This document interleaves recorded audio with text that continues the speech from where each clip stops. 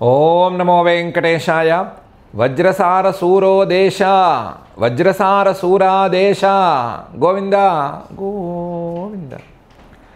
అతిచంచలతా సహజా హి నృణామతిముక్త విధావగతిర్విగళా తవ చేత్కరుణారసలిప్తదృశా మయి సార్యత ఆప్తిరథో నితరా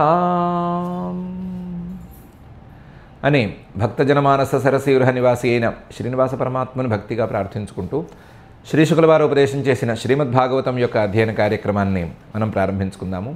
యథాప్రకారం శ్రీ గణేశ ప్రార్థనాదులతో ఈ కార్యక్రమానికి మంగళాచరణం చేసుకుందాం. శ్రీ గణేశ ప్రార్థన. గురుర్ శుక్లాంబరధరం విష్ణుం శశివర్ణం చతుర్భుజం ప్రసన్నవదనం ధ్యాయేత్ సర్వవిఘ్నోపశాంతయే. శ్రీ గురు ప్రార్థన. గురుర్బ్రహ్మా గురుర్విష్ణు గురుర్దేవో మహేశ్వరః గురుః సాక్షాత్ పరం బ్రహ్మ తస్మై శ్రీ గురవే నమః. శ్రీనివాస ప్రార్థన. సర్వాభరణభూషాయ సర్వాయుధధరాయ చ సర్వానుగ్రహకార్యాయ శ్రీనివాసాయ తే నమః. అథ సంకల్పః అస్మాకం ఉపాత్త సమస్త దురిత క్షయ ద్వారా బుద్ధిశుద్ధ్యర్థం విద్యాభివృద్ధ్యర్థం భక్తిజ్ఞానవైరాగ్యాది తదనుకూల సర్వసంపత్సమృద్ధ్యర్థం శ్రీపరమేశ్వర ప్రీత్యర్థం శ్రీమద్భాగవత పాఠం కరిష్యామహే. అస్య శ్రీమద్భాగవత స్తోత్ర మహామంత్రస్య నారద ఋషి బృహతీ ఛందః శ్రీకృష్ణః పరమాత్మా దేవత బ్రహ్మబీజం భక్తిశక్తి జ్ఞానవైరాగ్యే కీలకం అస్మాకం శ్రీమద్భగవత్ప్రసాదసిద్ధ్యర్థే పాఠే వినియోగః ధ్యానం నారాయణామృతభరాయ విసంకటాయ వ్యాసప్రసూతశుకశౌనకసంఘటాయ సంసారవృక్షఫలభక్షరుజాంకటాయ క్షీరోదధిం మథత భాగవతం ఘటాయ.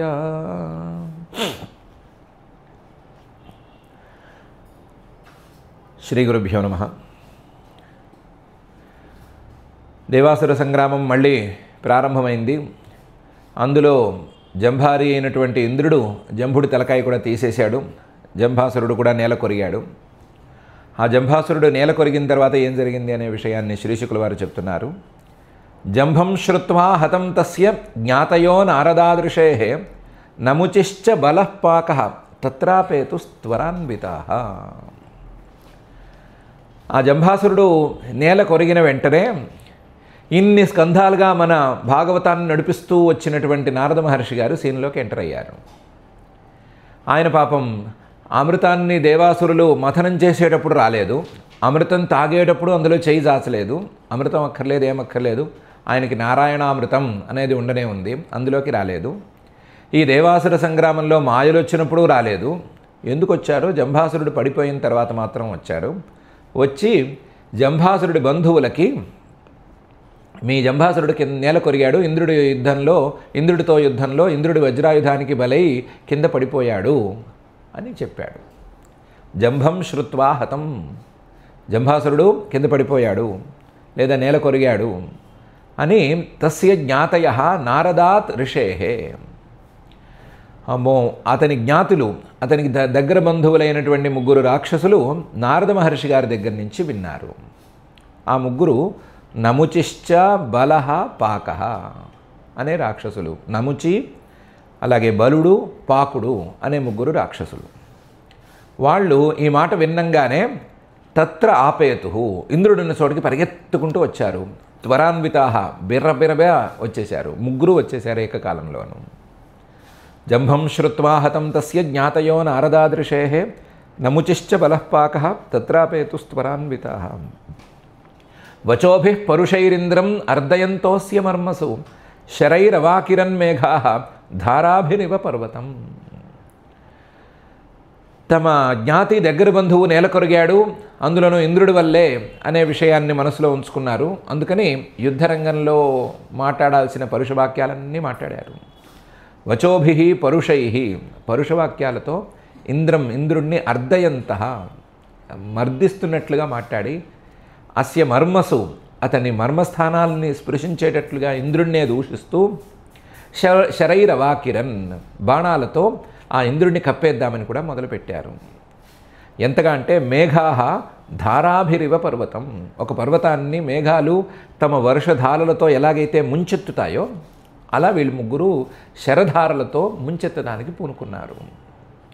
వచోభి పరుషైరింద్రమర్దయంతోస్య మర్మసు శరైరవాకిరన్మేఘాః ధారాభిరివ పర్వతం. హరీన్ దశశతాన్యాజౌ హర్యశ్వస్య బలశరైః తావద్భిరర్దయామాస యుగపత్ లఘుహస్తవాన్. అందులో ముందుగా బలుడు అనే రాక్షసుడు మన వరుసలో రెండోవాడు. ఇతను ఇంద్రుడి గుర్రాల మీద దాడి చేశాడు. ఇంద్రుడు ప్రస్తుతం ఐరావతం మీద లేడు, రథం మీద ఉన్నాడని తెలిసిందే కదా. మాతలి తోలుతున్న రథం మీద ఉన్నాడు.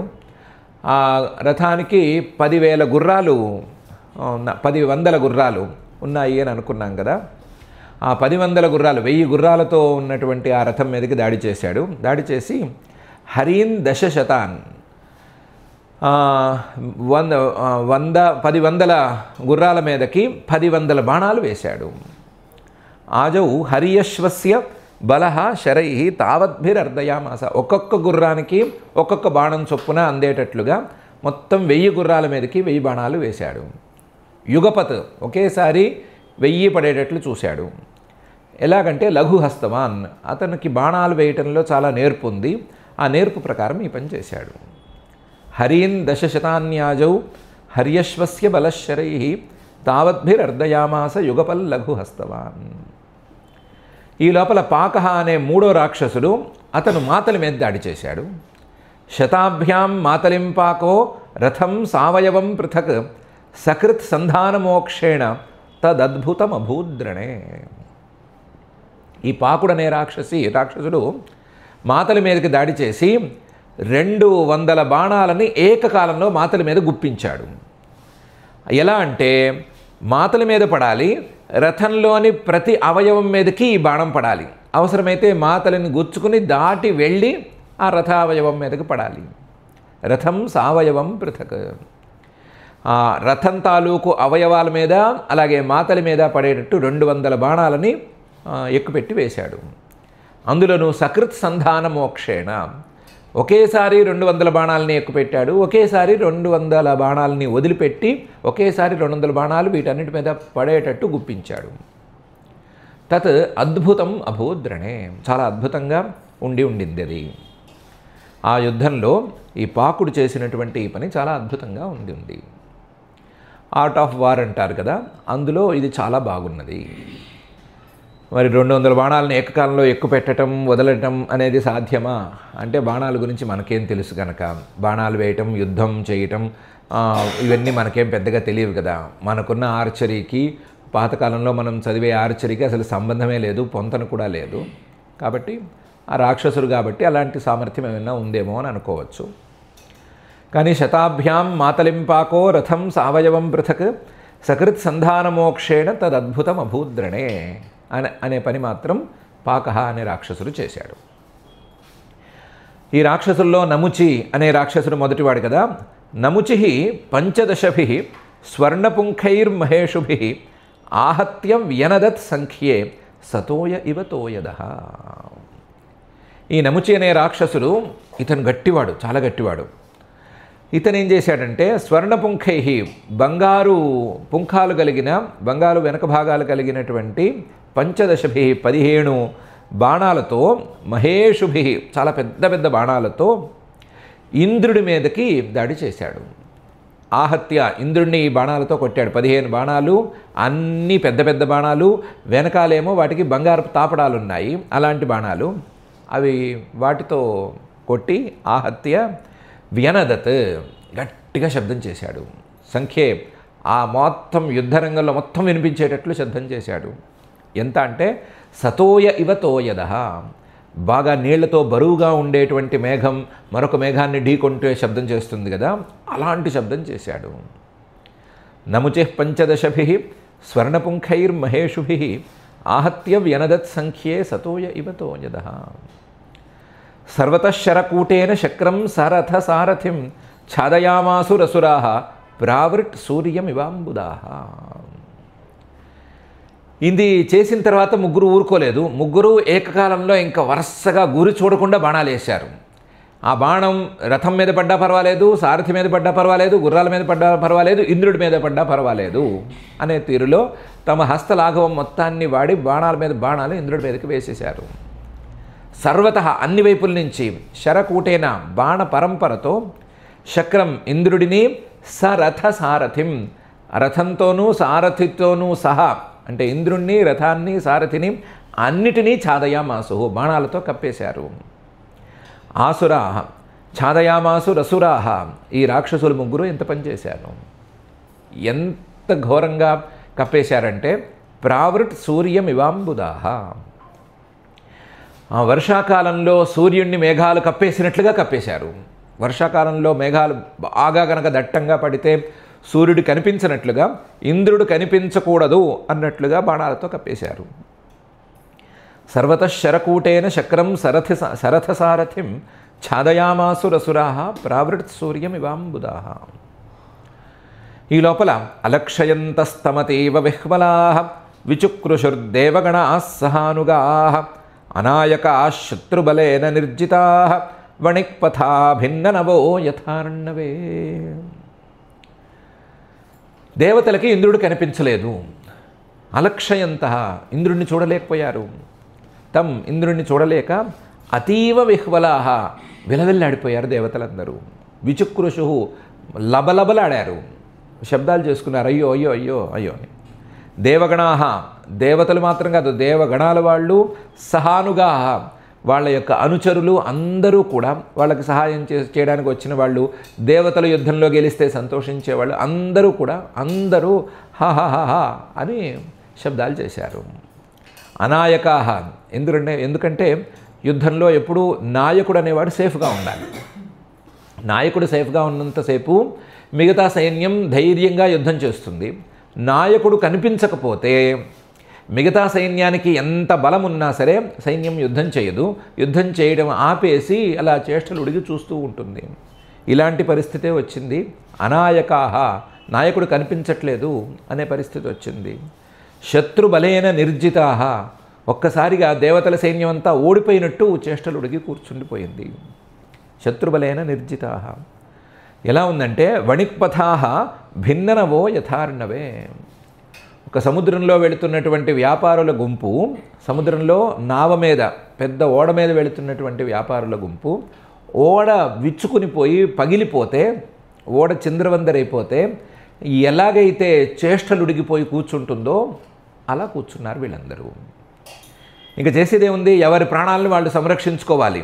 ఏంటి, సముద్రంలో మధ్యలో ఓడ విచ్చుకుపోయి పగిలిపోయి ఎవరికి వారు సముద్రంలో పడిపోతే వ్యాపారము ఇంకా ఆ సరికి ఎక్కడుంది, ఈ సరికి ఎక్కడుంది, ఎవరైనా సరిగ్గా చూస్తున్నారా చూడట్లేదా ఆ మాటలేం లేవు. ఎవరికి వారు ప్రాణాలు దక్కించుకోవడానికి చెక్కో ముక్కో పట్టుకుని వెళ్ళాడాలి, అంతే కదా. అలాగే ఇంద్రుడు కనిపించని కాడికి ఈ యుద్ధంలో ఎవరికి వారు ప్రాణాలు కాపాడుకోవడానికి ఏం చెయ్యాలి అన్నట్లుగా చేష్టలు ఉడిగిపోయి కూర్చున్నారు. అలక్షయంతస్తమతీవ విహ్వలాః విచుక్రుషుర్దేవగణాః సహానుగాః అనాయకా శత్రుబలేన నిర్జితాః వణిక్పథా భిన్ననవో యథార్ణవే.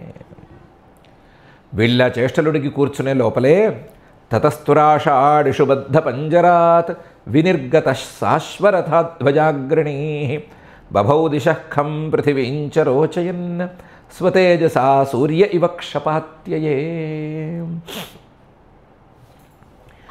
ఇంద్రుడు వాటన్నిటినీ చీల్చుకుని బయటకు వచ్చేశాడు. తతః ఈ బాధ నడుస్తూ ఉన్నంత లోపలనే తురాషాట్ ఇంద్రుడు ఇషుబద్ధ పంజరాత్ బాణాలతో తన మీద ఒక పంజరంలాగా చుట్టబడి ఉంది కదా, అన్ని వైపుల నుంచి బాణాలు చుట్టుముట్టాయి కదా, ఆ పంజరం నుంచి బయటకు వచ్చాడు. వినిర్గత బయటికి రావటం తనొక్కడే రావటం కాదు, శాశ్వరథ ధ్వజ అగ్రణీ ఇంద్రుడు రథంతో సహా బయటకు వచ్చాడు. దాంతో శాశ్వ గుర్రాల ముందుకు వచ్చినాయి, తర్వాత రథం కూడా బయటకు వచ్చింది, తర్వాత ధ్వజం కూడా చెక్కు చెదరకుండా బయటకు వచ్చింది. ధ్వజం గనక పడిపోతే ఆ రథం మీద ఉన్నవాడికి మహా అవమానం లెక్క. అలా అవమానం ఏం జరగలేదు, ధ్వజం కూడా యథాప్రకారమే ఉంది. అగ్రణి మాతలి కూడా సేఫ్గానే ఉన్నాడు. మాతలి గారి మీద 200 బాణాలు వేశారు, కానీ జంభాసురుడు కొట్టిన శూలానికే తట్టుకున్న మాతలి ఈ 200 బాణాలని తట్టుకున్నాడు. అందువల్ల మాతలికి ఏం కాలేదు, మాతలితో సహా బయటకు వచ్చాడు. ఇంతకుముందు బాణాలు వేసినప్పుడు మబ్బులు సూర్యుని కప్పేసినట్లుగా కప్పేశాయి అని అనుకున్నాం కదా. ఇప్పుడు ఇంద్రుడు బభౌ దిశ ఖం పృథివీంచ రోచయన్, మళ్ళీ సూర్యుడిలా బయటకు వచ్చాడు. ఎలా? బభౌ ప్రకాశవంతంగా బయటకు వచ్చాడు. దిశ దిక్కుల్ని, ఖం ఆకాశాన్ని, పృథివీం కింద ఉన్న భూమిని అన్నిటినీ కూడా వెలుగులతో నింపుతూ, రోచయన్ సూర్యుడిలాగా, స్వతేజస సూర్య ఇవ సూర్యుడిలాగా తన తేజస్సుతో వీటన్నిటిలోనూ వెలుగులు నింపుతూ వచ్చాడు. ఇందాక మబ్బులు కప్పిన ఈ సూర్యుడిని మబ్బుల నుంచి బయటకు వచ్చిన సూర్యుడల్లే రాలేదు. క్షపాత్యయే సూర్య ఇవ చీకట్ల నుంచి బయటకు వచ్చిన, చీకట్లనే నాశనం చేసేసి చీకట్లని కరిగించి బయటకు వచ్చిన సూర్యుడిలాగా చాలా ప్రకాశవంతంగా బయటకు వచ్చాడు. తతస్తునాషా డిషుబద్ధ పంజరాత్ వినిర్గత సాశ్వరథ ధ్వజాగ్రణీ బభౌ దిశ ఖం పృథివీంచ రోచయన్ స్వతేజసా సూర్య ఇవ క్షపాత్యయే. నిరీక్ష్య పృతనాన్ దేవః పరైరభ్యర్థితామ్రణే ఉదయచ్ఛద్రిపుం హంతుం వజ్రం వజ్రధరో రుషా. వచ్చినవాడు ఒకవైపు సేనల వైపు చూశాడు. నిరీక్ష్య పృతనాం తన సైన్యం ఎలా ఉంది అని చూశాడు. తన సైన్యం చేష్టలుడికి కూర్చుండిపోయింది. దేవ ఇంద్రుడు దాన్ని సహించలేకపోయాడు. పరైరభ్యర్థితామ్రణే దాదాపు శత్రువులు అంతా మొత్తం నొక్కేశారు లేదా ఈ సేనని గెలిచేశారు అన్నట్లుగా ఉంది పరిస్థితి. నాయకుడు కనిపించకపోవడంతో దేవతల వాళ్ళు యుద్ధం చేయటం లేదు. దాంతో అమ్మో యుద్ధం ముగిసిపోయింది, దేవతలు ఓడిపోయారు అన్నంత స్థాయి కనిపిస్తోంది. దాంతో ఇంకా కోప్పడ్డాడు. కోప్పడి ఉదయచ్ఛద్రిపుం హంతుం వజ్రం వజ్రధరో రుషా. తన శత్రువుల్ని సంహరించటానికి వజ్రధరుడైన ఇంద్రుడు వజ్రాయుధాన్ని మళ్ళీ పైకెత్తాడు. నిరీక్ష్య పృతనాన్ దేవః పరైరభ్యర్థితామ్రణే ఉదయచ్ఛద్రిపుం హంతుం వజ్రం వజ్రధరో రుషా. స తేనైవాష్టధారేణ శిరసీ బలపాకయోః జ్ఞాతీనాం పశ్యతాం రాజన్ జహార జనయన్ భయం. వజ్రాయుధానికి 8 అంచులుంటాయట. అష్టధారేణ 8 అంచులున్న ఆ వజ్రాయుధంతో తేనైవ అష్టధారేణ ఒకే దెబ్బకి బలపాకయోహో బలుడు పాకుడు అనే 2-3 రాక్షసులు ఉన్నారు కదా, వాళ్ళ తలకాయల్ని తెగ్గోసేశాడు. స తేనైవ అష్టధారేణ శిరసి బలపాకయోహో జహార. రాజన్ ఓ పరీక్షిత్తు, ఒక్క దెబ్బకి 2 తలకాయలు లేచిపోయేసరికి, అందులోనూ పెద్ద బలమున్న రాక్షసుల తలకాయలు లేచిపోయేసరికి జ్ఞాతీనాం పశ్యతాం జనయన్ భయం. ఇంద్రుడు వాళ్ళ జ్ఞాతులు బలుడు పాకులు వాళ్ళ బంధువులు వాళ్ళ మనసుల్లో గుబుళ్ళు పుట్టిస్తూ ఈ పని చేశాడు. లేదా ఇంద్రుడు చేసిన ఈ పనికి వాళ్ళందరూ గడగడలాడిపోయారు. భయం కూడా కలిగింది మిగతా వాళ్ళకి. ఈ వజ్రాయుధాన్ని మనమేం ఎదుర్కొంటాము, ఈ వజ్రాయుధంతో మన తలకాయలు కూడా తీయడానికి ఆయన వస్తే మనం ఏం కాపాడుకుంటాము అని గుబులు రేగేటట్లుగా ఈ పని చేశాడు. స తేనైవ అష్టధారేణ శిరసి బలపాకయోః జ్ఞాతీనాం పశ్యతాం రాజన్ జహార జనయన్ భయం. మిగతా వాళ్ళ సంగతి అటు ఉంచితే ముందు కూడా వచ్చిన నముచి అనే రాక్షసుడి పని ఏమవ్వాలి? నముచికి ఇదర్ భయమైనా కలగాలి ఆర్ కోపమైనా రావాలి. ఏమొచ్చింది అంటే నముచిస్తద్వధం దృష్ట్వా శోకామర్ష రుషాన్వితః జిఘాంసురింద్రం నృపతే చకార పరమోద్యమం. నముచి అనే రాక్షసుడు తద్వధం దృష్ట్వా తన బంధువులిద్దరూ ఒక దెబ్బకి తలకాయలు తెగి కింద పడ్డారు అని చూశాడు. దాంతో ఒక భావం కాదు, రకరకాల భావాలు అతన్ని చుట్టుముట్టాయి. శోక ఒకవైపు బాధ, బంధువులు పోయారు అని. అమర్ష కోపం మరొక వైపు, లేదా సహించలేనంత ఇది, ఎందుకంటే ఆ దెబ్బ మామూలు దెబ్బ కాదు, ఆ షాట్ మామూలుగా లేదు, సహించకపోవటం అసూయ, అలాగే రుష కోపం లాంటి భావాలతో సతమతమయ్యాడు. భయమైతే నముచికి కలగలేదు. శోక అమర్ష రుషాన్విత. దాంతో ఈ ఇంద్రుడి పని మనం చూసేద్దాము అని జిఘాంసురింద్రం ఇంద్రుడినే సంహరించాలి అనే కోరికతో నృపతే ఓ పరీక్షిత్తు చకార పరమోద్యమం. ఇంతవరకు చేసిన యుద్ధం ఒకవైపు ఒక ఎత్తు, ఇప్పుడు నేను కొట్టబోయే షాట్లు మరొక ఎత్తు అన్నట్లు కొత్తగా గొప్ప ఉద్యమాన్ని ప్రారంభించాడు. నముచిస్తద్వధం దృష్ట్వా శోకామర్ష రుషాన్వితః జిఘాంసురింద్రం నృపతే చకార పరమోద్యమం. ఏం చేశాడు? అశ్మసారమయం శూలం ఘంటావత్ హేమభూషణం ప్రగృహ్యాభ్యద్రవత్ క్రుద్ధః హతోసీతి వితర్జయన్ ప్రాహిణోద్దేవరాజాయ నినదన్ మృగరాడివా. ఒక రాతితో చేసినట్లున్న బండరాయి యొక్క సారం కలిగిన ఒక శూలాన్ని పైకెత్తికెళ్ళాడు. అశ్మసారమయం. ఆ శూలం ఎంత గట్టిగా ఉంటుందంటే బండరాయి ఎంత గట్టిగా ఉంటుందో అంత గట్టిగా ఉంటుంది. అశ్మసారమయం శూలం. ఒట్టి ఆ శూలం గట్టిగా ఉండటం మాత్రమే కాదు, ఘంటావత్ దానికి గంటల్ని అమర్చుకున్నాడు. అది వెళ్తున్నప్పుడు శబ్దం చేయాలి, ఆ శత్రువుకి ఆ గంటలు వింటూ ఉండగానే నా ప్రాణాలు పోతున్నాయి అని భయం కలగాలి అన్నట్లుగా గంటల్ని అమర్చాడు దానికి. ఇది కాక తను పట్టుకునే శూలం కాబట్టి హేమభూషణం బంగారపు నగిశీల్పనలు కూడా చేయించాడు. అలాంటి శూలాన్ని పైకెత్తాడు. ప్రగృహ్య అభ్యద్రవత్ దూరం నుంచి విసిరేస్తే ఇంద్రుడికి టైం వచ్చేస్తోంది, ఆ టైంలో అతను వజ్రాయుధంతోనో మరొక బాణంతోనో దాని కింద పడేస్తున్నాడు అని అనుకుని స్ట్రాటజిక్గా ఏం చేశాడు? అభ్యద్రవత్ ఇంద్రుడి దగ్గరగా వెళ్ళి దగ్గరగా గుచ్చేద్దామని అనుకున్నాడు. క్రుద్ధ కోపమేమో ఒళ్ళు తెలియనంత కోపం. ఆ కోపంతో హతోసి అయిపోయావు నువ్వు నా చేతిలో ఈరోజు అని గట్టిగా వితర్జయన్ ఇంద్రుణ్ణి బెదిరిస్తూ పరిగెత్తుకెళ్ళి దగ్గర నుంచి ప్రాహిణోత్ ఇంకేముంది కాస్త దూరంలో ఉన్నాడు లేదా కాస్త దగ్గరలో ఉన్నాడు అనుకునే సమయానికి గట్టిగా వేశాడు. వేగము అది చాలా ఫాస్ట్గా ఉంటుంది, అప్పుడు దాన్ని ఇంద్రుడు తట్టుకోలేకపోతాడు అనే ఆశతో. ప్రాహిణోత్ దేవరాజాయ. ఆ హతోసీని అరిచాడు కదా, మామూలుగా ఏం అరవలేదు. నినదన్ మృగరాడివా సింహంలాగా శబ్దం చేస్తూ ఈ పని చేశాడు అని 3 భాగాలున్నటువంటి శ్లోకంలో 30వ శ్లోకంలో మహర్షి గారు చెప్తున్నారు. అశ్మసారమయం శూలం ఘంటావత్ హేమభూషణం ప్రగృహ్య అభ్యద్రవత్ క్రుద్ధః హతోసీతి వితర్జయన్ ప్రాహిణోద్ దేవరాజాయ నినదన్ మృగరాడివా. ఇంద్రుడి దగ్గర ఈ పాచికలేమీ పారలేదు. తదాపతద్గగనతలే మహాజవం విచిచ్చిదే హరిరిషుభిः సహస్రధా తమాహనన్ నృపకులిశేన కంధరే రుషాన్వితస్త్రిదశపతి శిరోహరన్. తదాపతత్ ఎంత పరిగెత్తుకుంటూ వచ్చి నముచి శూలాన్ని వేసినా సరే, ఎంత దగ్గరగా వచ్చి వేసినా సరే, గగనతలే అది ఆకాశంలో ఉండగానే, మహాజవం ఎంత వేగంతో ఉన్నా సరే, విచిచ్చిదే దాన్ని ముక్కలు కింద తుంచేశాడు ఇంద్రుడు. హరిహి అంటే ఇంద్రుడు కూడాను. హరి శబ్దానికి చాలా అర్థాలు ఉన్నాయి, అందులో ఇంద్రుడు అనే అర్థం కూడా ఉంది. హరిహి విచిచ్చిదే ఎలా బాణాలతో ఇషుభి సహస్రధ 1000 ముక్కలయ్యేటట్లు చేశాడు.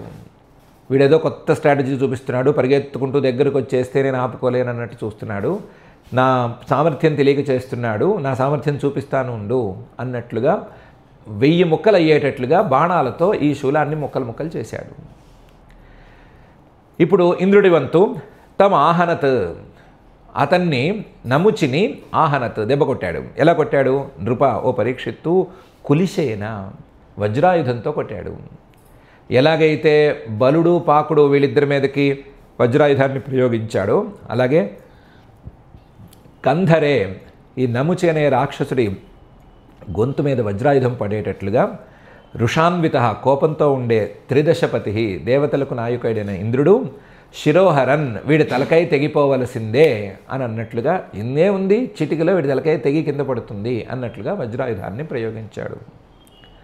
తదాపతద్ గగనతలే మహాజవం విజిచ్చిదే హరి రిషుభిः సహస్రధ తమాహనన్ నృప కులిశేన కంధరే రుషాన్వితస్త్రిదశపతి శిరోహరన్. కానీ ఎవ్వరూ ఊహించలేని, ఎవ్వరూ అనుకోని ఒక సంఘటన మాత్రం అప్పుడే ఎదురైంది. ఏంటి? నతస్య హి త్వచమపి వజ్ర ఊర్జితో బిభేదయస్సురపతి నౌజసేరితః తదద్భుతం పరమతి వీర్యవృత్రభిత్తిరస్కృతో నముచి శిరోధరత్వచ. అదేమో వజ్రాయుధం, చెప్పుకోవడానికి వజ్రాయుధం. వజ్రాయుధాన్ని ప్రయోగించినవాడు ఇంద్రుడంతటి పరాక్రమవంతుడు. ప్రయోగించిన సందర్భం చాలా కోపంతో నిండి ఉన్న సందర్భం. ఇంద్రుడంతటి పరాక్రమవంతుడు కోపంతో వజ్రాయుధాన్ని ప్రయోగిస్తే, అందులోనూ కంఠానికి గురిపెట్టి కంఠం మీదకి ప్రయోగిస్తే, నతస్యహి ఆ నముచితాలుకు త్వచమపి కనీసం చర్మాన్ని కూడా గీత కూడా గీయలేకపోయింది వజ్రం. వజ్ర ఊర్జిత. వజ్రాయుధం అంటే ఆయుధాల్లో కల్లా నెంబర్ 1 ఆయుధం. సుదర్శన చక్రం, త్రిశూలం లాంటివి తీసేస్తే దేవతల ఆయుధాల్లోకి, అక్కడున్న ఆయుధాల్లోకి నెంబర్ 1 ఆయుధం వజ్ర ఊర్జిత. సామాన్యమైన ఆయుధం కాదు అది. బిభేద, దాని మీద తొక్కు మీద అంటే తోలు మీద చిన్న ఘాటు కూడా పెట్టలేకపోయింది. నబిభేద త్వచమపి నబిభేద. తోలు మీద చిన్న ఘాటు కూడా పడలేదు. యహ సురపతినా ఓజసా ఈరిత. ఇంద్రుడంతటి వాడు తన బలమంతా ఎక్కుపెట్టి దాన్ని ప్రయోగించినా సరే జరగలేదు. తత్ అద్భుతం. అది ఎవరు ఊహించనిది, అందరికీ అద్భుతంగా అనిపించింది. ఇంద్రుడికి కూడాను పాపం. పరం, ఇలాంటి ఆశ్చర్యాన్ని ఇంతవరకు దేవతలు చూసింది లేదు.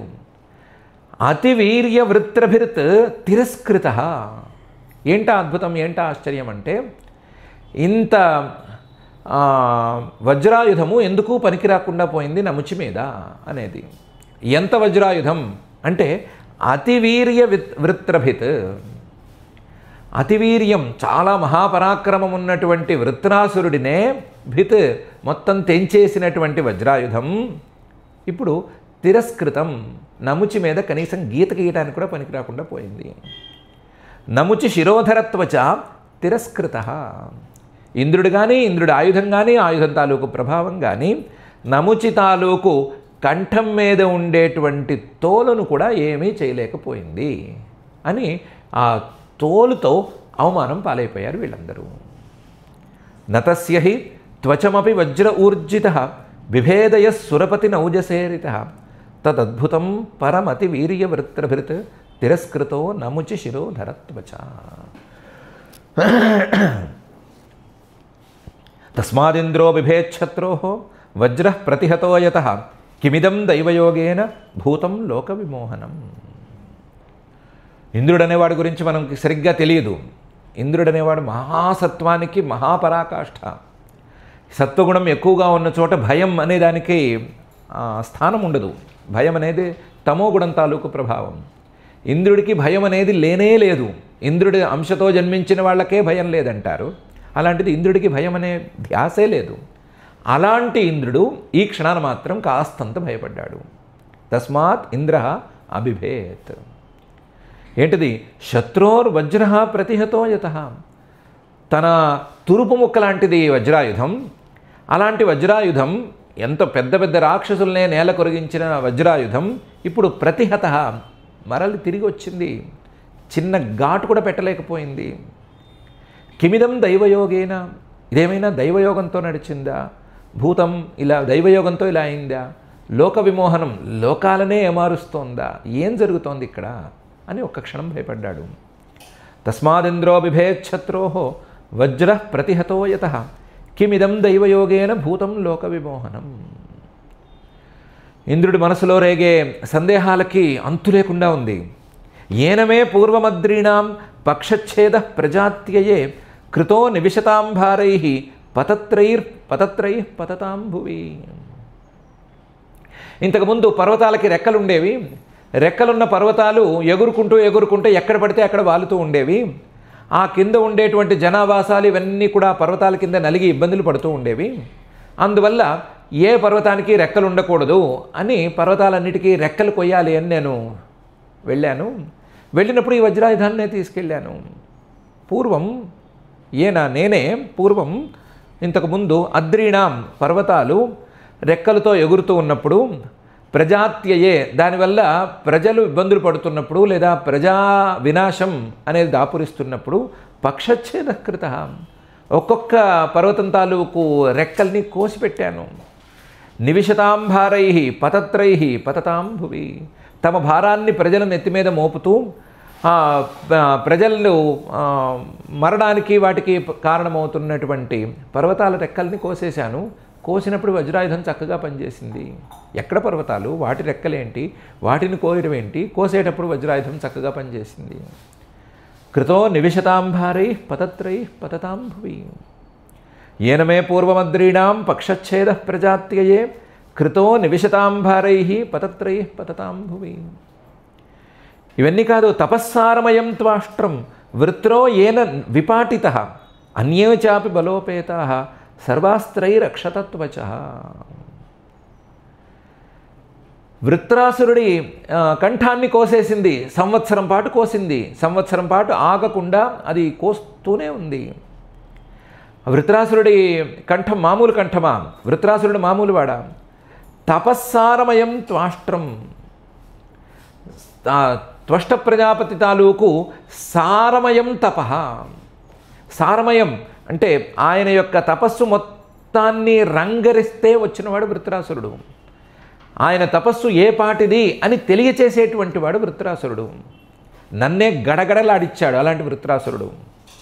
అలాంటి వృత్రాసురుడు ఏన విపాటిత, ఈ వజ్రాయుధం వచ్చేసరికి నేల కొరిగిపోయాడు, తలకై తెగి పక్కన పడిపోయింది. ఇది కాక చాలామంది రాక్షసులు సర్వాస్త్రై రక్షతత్వచ, మిగతా అస్త్రాలతో అసలు తోలుకు ఏమాత్రం హాని కనగల వాళ్ళు అనేవాళ్ళు చాలామంది ఉన్నారు. వాళ్ళు అడిగేటప్పుడు మాకు ఏ అస్త్రాలతోనూ మరణం కలగకూడదు అని అడుగుతూ ఉంటారు. బ్రహ్మగారు సరే ఎస్ అని వరం ఇస్తారు. అలాంటి రాక్షసులు చాలామంది ఉన్నారు. వాళ్ళందరి మీదుగా మిగతా వస్త్రాలని ప్రయోగించి అవేమీ పనిచేయకపోతే చిట్ట చివరి ఆయుధంగా వజ్రాయుధాన్ని ప్రయోగిస్తాను నేను. అన్యే చాపి బలోపేతా, మిగతా ఆ రాక్షసులందరూ కూడా ఎంత బలవంతులైనా సరే సర్వాస్త్రై రక్షతత్వచ, మిగతా అస్త్రాలతో కనీసం తోలుకు కూడా చిన్న ఘాటు పడని సామర్థ్యం ఉన్నవాళ్ళైనా సరే వజ్రాయుధానికి మాత్రం నేల కొరిగారు. అందరినీ మట్టి కల్పించాను. తపస్సారమయం త్వాష్ట్రం వృత్రో ఏన విపాటిత అన్యే చాపి బలోపేతా సర్వాస్త్రై రక్షతత్వచ. సోయం ప్రతిహతో వజ్ర మయా ముక్తో అసురే అల్పకే నాహం తదాదదే దండం బ్రహ్మతేజోప్యకారణం. సోయం అలాంటి వజ్రాయుధం ప్రతిహత వెనకొచ్చేసింది. మయాముక్త నాలాంటి పరాక్రమవంతుడు ఒకసారి ఒక ఆయుధాన్ని వేస్తే ఆ ఆయుధానికి శత్రువు తల కింద పడాలి. అది వెనక్కి వస్తే అదేదో బూమరాంగు మళ్ళీ మనం వాడుకోవచ్చు, ఇదొక ఆయుధం అని అనుకోవడానికి వీల్లేదు. అందులోనూ అల్పకే అసురే, నముచి అనేవాడు పెద్ద ఊరు పేరు ఉన్నవాడేం కాడు, చిన్న రాక్షసుడు. ఈ నముచి మీద ప్రయోగిస్తేనే వెనక్కి వచ్చేసింది కదా, ఇదేం ఆయుధము? ఇది దండం, ఒక కర్ర ముక్క లాంటిది అంతేను. అందువల్ల నాహం తదాదదే, ఇక మీద ఈ వజ్రాయుధాన్ని నేను ప్రయోగించకూడదు. వజ్రాయుధాన్ని ప్రయోగించకూడదు అంటావేమిటి? ఇది బ్రహ్మతేజ, దధీచి మహర్షి గారి తేజస్సు కదా, ఆయన తపస్సు కదా. అంటే బ్రహ్మతేజోపి, ఆయన తపస్సే అవ్వచ్చయ్యా, పని చేయని కాడికి తపస్సు అయితేనేమి ఇంకోటి అయితేనేమి, అకారణం నిష్ఫలంగా ఉంది ఇది, దీనివల్ల ప్రయోజనం లభించటం లేదు. కాబట్టి ఇక మీద ఈ వజ్రాయుధంతో నాకు పని లేదు, నేను నా భుజబలాన్నే నమ్ముకుంటాను అని కూడా ఆలోచించుకున్నాడు లోపల. సోయం ప్రతిహతో వజ్రో మయాముక్తే సురేల్పకే మయాముక్తో సురేల్పకే నాహం తదాదదే దండం బ్రహ్మతేజోప్యకారణం. ఇతి శక్రం విషేదంతం ఆహవాగశరీరిణి నాయం శుష్కైరథో నార్ద్రై వధమర్హతి దానవ. ఇతి శక్రం, ఈ విధంగా ఇంద్రుడు విషీదంతం లోపల ఆలోచించుకుని లోపలే బాధపడిపోతున్నాడు. తన ముఖ్యమైన ఆయుధం మీదే నమ్మకాన్ని కోల్పోయాడు. ఇలాంటి పరిస్థితుల్లో అశరీరిణి వాక్ ఆహా, శరీరం బయటికి కనిపించని పరమాత్మ యొక్క వాక్కు వినిపించింది. ఏమని? నాయం శుష్కైరథో నార్ద్రై వధమర్హతి దానవ. నువ్వు కంగారు పడద్దు, వజ్రాయుధం వేస్ట్ అయిపోయింది అని బాధపడద్దు. ఇతను శుష్కై ఎండుగా ఉండేటువంటి లేదా ఎండిన ఆయుధాలతో మరణించడు, లేదా అథో నార్ద్రై తడిగా ఉన్న ఆయుధాలతో కూడా ఇతను మరణించడు.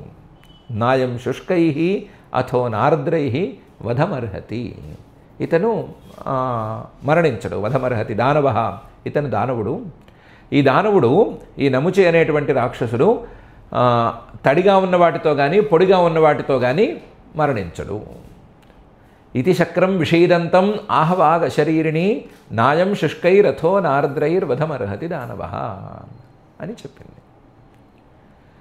ఇదేమి చోద్యం, పొడిగా ఉన్నదాంతోనూ మరణించడు, తడిగా ఉన్నా మరణించడు అంటే ఎలా కుదురుతుంది అంటే, మయాస్మై యద్వరో దత్త మృత్యుర్నైవార్ద్ర శుష్కయో అతోన్యశ్చింతనీయస్తే ఉపాయో మఘవన్ రిపో అని చెప్పింది ఆ అశరీరంగా ఉండే పరమాత్మ యొక్క వాక్కు.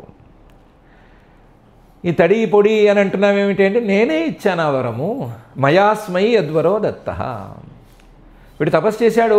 తపస్సు చేసినప్పుడు తెలివైన వాడిని అనుకున్నాడు.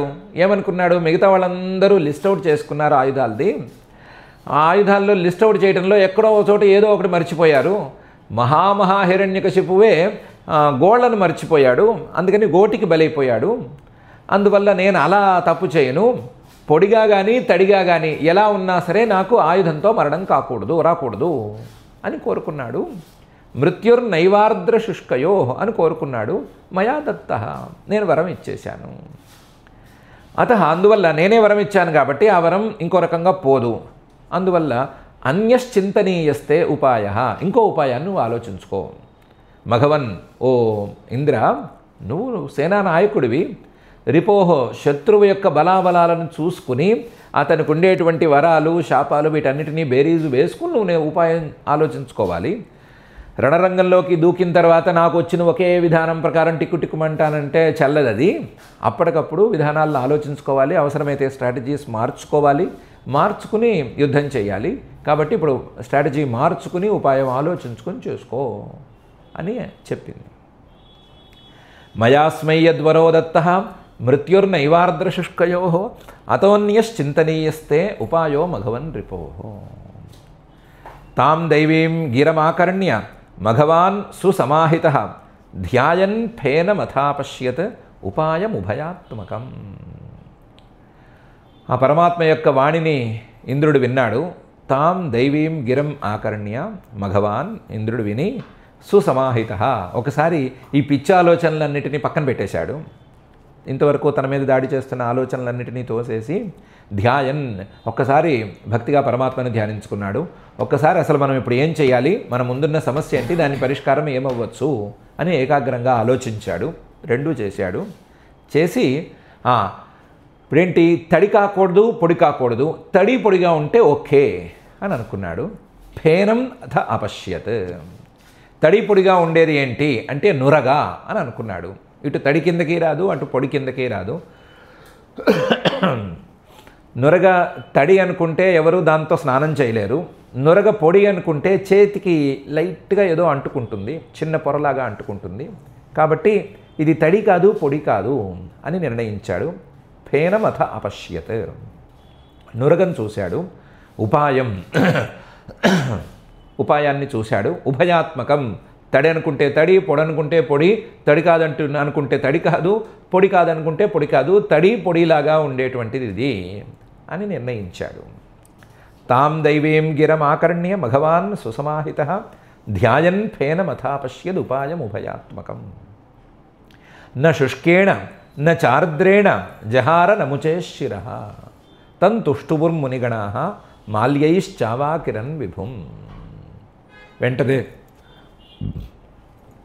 యుద్ధరంగం కదా అది, ఇది మనకి వర్కౌట్ అవుతుందా లేదా, మనం ఎక్కడైనా ప్రయోగించి చూద్దామా, నలుగురిలోనూ పెట్టి దీన్ని చర్చిద్దామా అనుకునేందుకు సమయం ఏం లేదు. వెంటనే అమలుపరిచాడు. నా శుష్కేణ నా చార్ద్రేణ, ఇదేమి ఎండు కాదు, పొడి కాదు, తడి కాదు అని నిర్ణయించి ఆ ఫేనాన్ని, నురగని వాడి జహార నముచే శిర, నముచి తాలూకు శిరస్సుని కత్తిరించేసేసాడు. నురక్కే కత్తిరించుకుపోయిందా, లేకపోతే నురగ తీసి వజ్రాయుధానికి రాసి పూసి వజ్రాయుధాన్ని అలా తయారు చేసి కొట్టాడా అనేది తర్వాతి మాట. నురగ అనే ఉపాయాన్ని వాడి నముచి పీడని తొలగించుకున్నాడు అనేది మాత్రం ఇప్పుడు చెప్పుకోవాల్సిన మాట. ఈ చెప్పుకునే మాట వేదంలో ఉండేటువంటి కథనే. ఆ కథనే మహర్షి గారు ఈ విధంగా తీసుకొచ్చారు. ఇంద్రో వృత్రగం హత్వా అసురాన్ పరాభావ్య నముచిమాసురన్నాలభత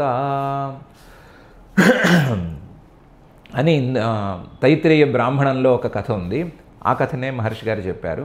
అక్కడ కూడా నవా శుష్కేణ నార్ద్రేణ హనః నదివాననక్తమితి స ఏతమపాం ఫేనమసించత్ నవా ఏష శుష్కో నార్ద్రో వ్యుష్టాసీత్ అనుదిత సూర్య నవా ఏతద్దివాననక్తం తస్యైతస్మిన్ లోకే అపాం ఫేనేన శిర ఉదవర్తయత్ అని ఉంది. ఆ విషయాన్నే ఇక్కడ మహర్షి గారు చెప్తున్నారు. అయితే అక్కడ పగలు రాత్రి కూడదు అనేటువంటి వరం కూడా నముచికి ఉంది అని వేదంలో ఉంది. అందువల్ల ఈయన సూర్యోదయం అయ్యే వేళలో పగలు కాకుండా రాత్రి కాకుండా సూర్యోదయానికి క్షణం ముందు సూర్యుడి వెలుగులు తాకుతూ ఉండగా, వెలుగులు మాత్రమే, వెలుగుల రేఖలు విచ్చుకుంటూ ఉండగా, ఇటు రాత్రి కాదు అటు పగలు కాదు, పగలైతే సూర్యుడు ఉండాలి, రాత్రి అయితే చీకట్లు ఉండాలి అనే మాట వచ్చేటప్పుడు ఆ సంధ్యాకాలంలో నముచి తాలూకు శిరస్సుని అపాంఫేనేన నీటి నురగతో తీసేశాడు అని ఉంది. ఎందుకో మహర్షి గారు నదివాన నక్తం అనే విషయాన్ని ముట్టుకోలేదు. కాకపోతే ఈ విషయాన్ని మాత్రం చెప్తున్నారు. నవా శుష్కేణ నార్ద్రేణ హనః అనే విషయాన్ని చెప్తున్నారు. ఆ వేదంలో ఉండేటువంటి కథని ఒక పాయింట్ తగ్గించి యథాశ్రుతంగానే అనువాదం చేసి చూపిస్తున్నారు. మొత్తం మీద పని జరిగిపోయింది. జరిగిపోయేసరికి తంతుష్టువుర్ మునిగణాః, మననం బాగా చేస్తే కానీ నిర్ణయించనటువంటి మహాశాస్త్రజ్ఞులు, సైంటిస్టులు, మునులు వీళ్ళందరూ కూడా తుష్టువు, చాలా ఫాస్ట్గా డిసిషన్ తీసుకున్నావు, వెంటనే అమలుపరిచావు, చాలా వేగంగా ఈ పని చేశావు అని ఇంద్రుడిని స్తుతి చేశారు. మాల్యైశ్చ అవాకిరన్ విభుం, యథాప్రకారం పూలవర్షం కురిపించేటువంటి వాళ్ళు నువ్వు తీసుకున్న నిర్ణయానికి, నువ్వు చేసిన పనికి నీకు ఈసారి పూల వృష్టి కాదు, నీకు మాలల వృష్టి కురిపిస్తాము అని పూల మాలల్ని పైనుంచి దబ్బ దబ్బ దబ్బ పడేశారు. ఎక్కడో ఒక దేవుడికి ఒక పెద్ద రథం కడతారు, పూల రథం కడతారు. ఆ దేవుడి పేరు సరిగ్గా గుర్తులేదు. పూల రథం, ఒక పెద్ద రథం. రథం నిండా సుమారుగా 2-3 టన్నుల పూమాలలు ఉంటాయి. దీనికి తోడు భక్తులందరూ వాళ్ళ మొక్కుల ప్రకారం పూలమాలలు తీసుకొచ్చి దేవుడి మీద విసిరేస్తూ ఉంటారు. దేవుడి మీదకి పూలమాలలు, పూలు ఎవరు చల్లరు, పూలమాలలు చల్లుతారు. అదొక రథోత్సవం ఉంది, పూలమాల రథోత్సవం ఉంది. అలాగే ఇంద్రుడికి కూడా పూలమాలను వర్షించటం అనేటువంటి పని చేశారు. న శుష్కేణ న చార్ద్రేణ జహార నముచేశిరః తంతుష్టువుర్మునిగణాః మాల్యైశ్చావాకిరన్ విభుం. గంధర్వముఖ్యౌ జగతుః విశ్వావసు పరావసు దేవదందుభయో నేదుః నర్తక్యో ననృతుర్ముదా.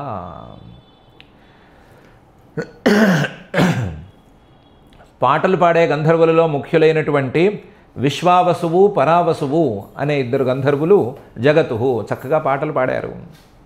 దేవదుందుభయ నేదుః, దేవదుందుభులు మోగినాయి.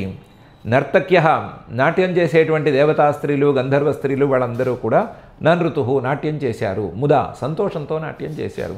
ఎవరో ఏదో ఇస్తారు, బక్షీస్ ఇస్తారని కాదు, ఇంద్రుడు చేసిన ఈ పనికి సంతోషం కొద్దీ నాట్యం చేశారు.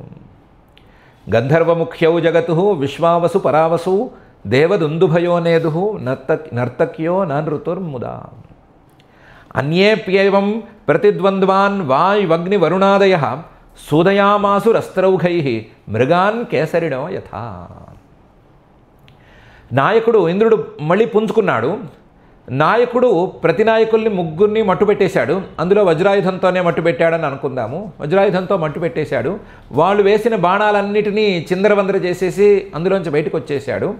నాయకుడు మంచి దిట్టంగా యుద్ధం చేస్తున్నాడు అంటే మిగతా సైన్యం అంతా కూడా మళ్ళీ పుంజేసుకుంది. అన్యేపి, మిగతా దేవతలందరూ కూడా పుంజుకుని ఏవం ప్రతిద్వంద్వాన్, ఇదే విధంగా ఇంద్రుడు చేసిన విధంగానే తమ మీదకి పోటీకి వచ్చిన రాక్షసుల్ని ఓడించడం ప్రారంభించారు. ప్రతిద్వంద్వాన్, అందులో వాయు, అగ్ని, వరుణ వీళ్ళందరూ ఉన్నారు. లోకపాలకులు ఉన్నారు, సాధారణ సైనికులు ఉన్నారు. అందరూ కూడా సూదయామాసు, తమ శత్రువుల్ని మట్టి కరిపించడం ప్రారంభించారు. తమ శత్రువుల్ని లేకుండా చేయడం ప్రారంభించారు. అస్త్రౌఘై, ఎవరి చేతిలో ఏ అస్త్రం ఉంటే అది, ఎవరికి బాగా వాడకానికి వీలుగా ఉండే అస్త్రం ఏది ఉంటే అది, వాటితో వాళ్ళు మట్టి కరిపిస్తున్నారు. ఎలా అంటే మృగాన్ కేసరినో యథా, జింకల మీదకి పులులు, సింహాలు వేటకు వెళితే ఎలా ఉంటుందో అలా మొదలుపెట్టారు. సింహాలు గనక జింకల మీద పడితే ఎలా ఉంటుందో అలా పడ్డారు. మళ్ళీ బలం పుంజుకుని, ఉత్సాహం పుంజుకుని రాక్షసుల మీదకి పడి వాళ్ళని మట్టి కరిపించడం ప్రారంభించారు. అన్యేప్యేవం ప్రతిద్వంద్వాన్ వాయువగ్ని వరుణాదయ సోదయామాసు రస్త్రౌఘై మృగాన్ కేసరిడం యథా. పరిస్థితి చూస్తే దేవతలు మొత్తం బలం పుంజుకున్నారు, తిరిగి బలం పుంజుకున్నారు. రాక్షసులందరూనేమో అదే యుద్ధంలో అక్కడే ఉన్నారు. ఈరోజు దెబ్బకి ఈ సృష్టిలో రాక్షస జాతి అనేది ఉండటానికి వీల్లేదు. మొత్తం ప్రతి రాక్షసుడిని వెంటాడి వెంటాడి వెంటాడి వెంటాడి కిందకి పడేస్తారు. రాక్షసుడు అనేవాడు ఈ సృష్టిలో ఉండడు. రాక్షసుడి బాధ ఈ సృష్టికి తిరిగి ఉండదు అనే పరిస్థితి కనిపిస్తోంది. ఈ పరిస్థితుల్లో బ్రహ్మణా ప్రేషితో దేవాన్ దేవర్షిర్ నారదో నృప వారయామాస విబుధాన్ దృష్ట్వా దానవ సంక్షయం. బ్రహ్మగారు నారద మహర్షి గారిని యుద్ధానికి పంపించారు, యుద్ధరంగానికి పంపించారు. బ్రహ్మణా ప్రేషితో దేవాన్, ప్రేషిత దేవర్షి నారద. బ్రహ్మగారు పంపించేసరికి దేవర్షి నారదుడు గారు యుద్ధానికి వచ్చారు. నృప, ఓ రాజా, దేవాన్ వారయామాస, విబుధాన్ దేవతల్ని ఆపాడు నారద మహర్షి గారు. బ్రహ్మగారు ఏమనుకుని యుద్ధం ఆపారు, నారద మహర్షి గారు ఎందుకు ఆ మాట ఒప్పుకుని వచ్చారు అంటే దృష్ట్వా దానవ సంక్షయం. ఈరోజు కనుక ఈ యుద్ధం ఇలాగే సాగితే దానవులు, రాక్షసులు అనేవాళ్ళు ఈ సృష్టిలో మిగలరు అనే పరిస్థితి ఉంది కదా. అలా ఉంటే సృష్టి డైవర్సిటీ ఏం గాను. సృష్టిలో ఏ పని చేసేవాళ్ళు ఆ పని చేసేవాళ్ళు ఉండాలి. సృష్టిలో క్రూర జంతువులు ఉండాలి, సాధు జంతువులు ఉండాలి. మొత్తం సాధు జంతువులు ఉంటే వచ్చే ఇబ్బందులు వేరు, మొత్తం క్రూర జంతువులే ఉండే ఇబ్బంది గురించి వేరే చెప్పనక్కర్లేదు. కాబట్టి క్రూర జంతువులు ఉండాలి, సాధు జంతువులు ఉండాలి. క్రూర జంతువులు పాపం రాక్షసులు వాళ్ళు కూడా ఉండాలి, వాళ్ళు వాళ్ళ పరిధిలో ఉండాలి. పరిధి దాటి బయటకు వస్తే వాళ్ళని మళ్ళీ పరిధికి పంపించడానికి కొట్టాలే తప్ప వాళ్ళే లేకుండా నాశనం చేసేయకూడదు. ఏదో ఇంట్లో విషపు పురుగులు ఏమైనా పిల్లల మీదకి దాడి చేస్తుంటే ఎలా ఇంట్లో పసిపిల్లలు ఉన్నారు అనుకున్నప్పుడు విషపు పురుగుల్ని కొట్టడం వేరు. అసలు ఏ విషపు పురుగు అసలు దేశంలో ఉండకుండా ఖాళీ చేసేస్తాను, విషపు పురుగును చూస్తే వాటికి ఇంజెక్షన్ ఇచ్చి చంపేస్తాను అంటే అది సరైన పద్ధతి కాదు. ఆ డైవర్సిటీని పాడు చేస్తే వచ్చే ఇబ్బంది చాలా గట్టిగా ఉంటుంది. అది బ్రహ్మగారు లాంటి సృష్టికర్తలకి తెలియాలి, సర్వజ్ఞుడైనటువంటి నారద మహర్షి గారు లాంటి వాళ్ళకి తెలియాలి. కాబట్టి వాళ్ళిద్దరూ ఆలోచించుకున్నారు.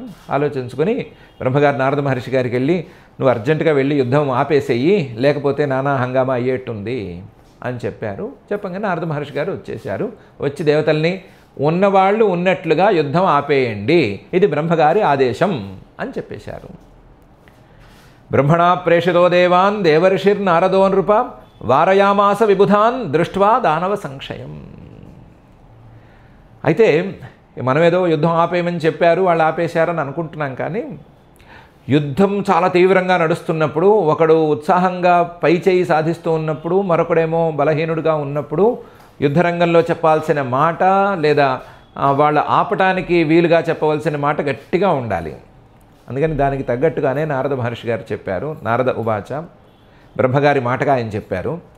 భవద్భిరమృతం ప్రాప్తం నారాయణ భుజాశ్రయై శ్రియా సమేధితా సర్వే ఉపారమత విగ్రహాత్ అని బ్రహ్మగారి మాటగా నారద మహర్షి గారు చెప్పారు. భవద్భిరమృతం ప్రాప్తం, మీకందరికీ అమృతం దక్కింది. ఎవరికి? దేవతలకి. భవద్భిరమృతం ప్రాప్తం నారాయణ భుజాశ్రయై, మీకు అమృతం దక్కింది అంటే శ్రీమన్నారాయణుడి యొక్క భుజాలే దానికి కారణం.